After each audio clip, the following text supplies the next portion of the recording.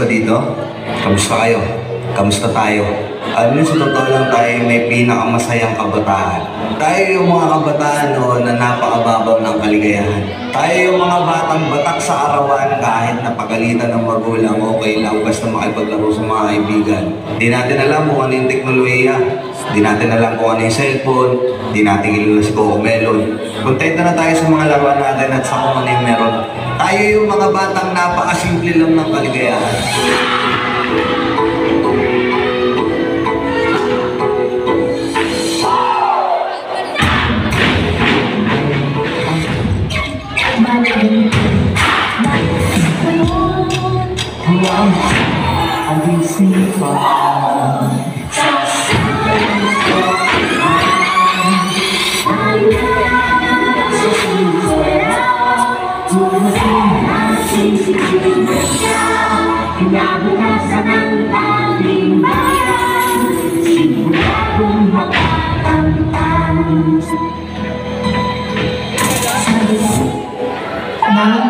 Paglaki ko, gusto ko pong maging guro.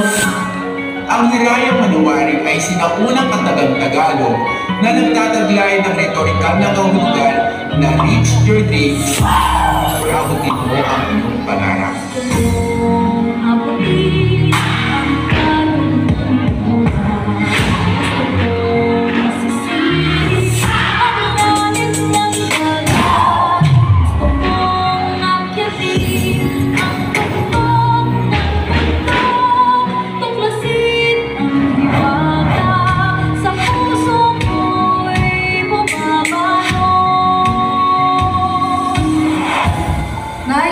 Malapit na ako sa pangarap ko.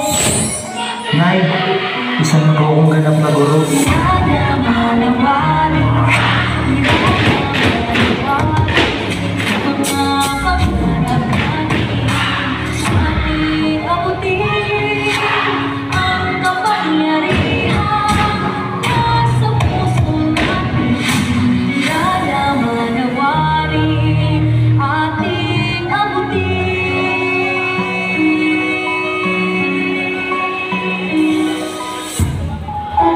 Kung bibigyan ka ng pagkakataon na makausap yung batang ikaw, ano sasabihin mo sa kanya? Ano kikikwento mo sa kanya? Ako, kung bibigyan ako ng pagkakataon na makausap yung batang ako, gusto ko lang sabihin sa kanya na dadating yung time dyan sa oras mo na yan, na babagsak yung mundo mo. Ipaparamdam sa'yo na kung hanggang saan mo talaga kaya. Susuko ka. Sobrang nakakatulog ng puso yan. Alam ko minsan gusto ko magsumuko. Sobrang sakit. Sobrang nakakapagod. Anong gusto mo sabihin sa kanya? Araw-araw sinusuko ka ng mundo. Siguro kaya ng bata tayo, pinapatulog tayo sa hapon kasi kapag inanda ka na, mamawalas ka ng pahinga.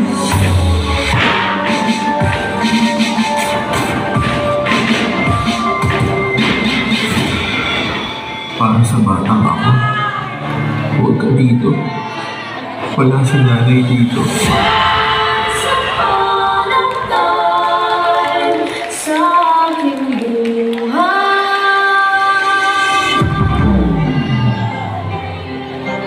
Nay, kahit wala ka na, lagi kang nasa puso ko. Mahal na mahal kita.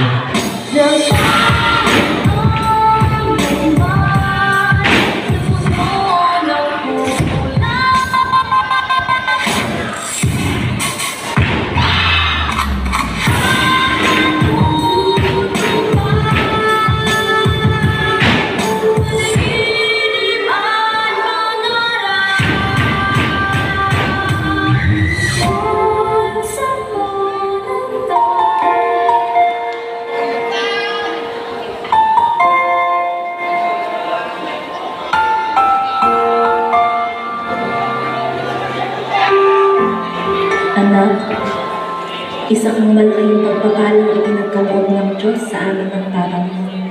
Sana'y maalala mo itong mga duling ko sa iyo. Hindi sa lahat ng panahon ay kasama mo kami ng parang mo. Darating ang panahon at kaming dalawa ay tatanda at mabulig na sa ating Panginoon. Tandaan mo anak na ikaw ang pinakamagandang nangyari sa aking buhay. Mahal na mahal kita at hindi yun magbabago kahit kailan. Nagmamahal, Mama.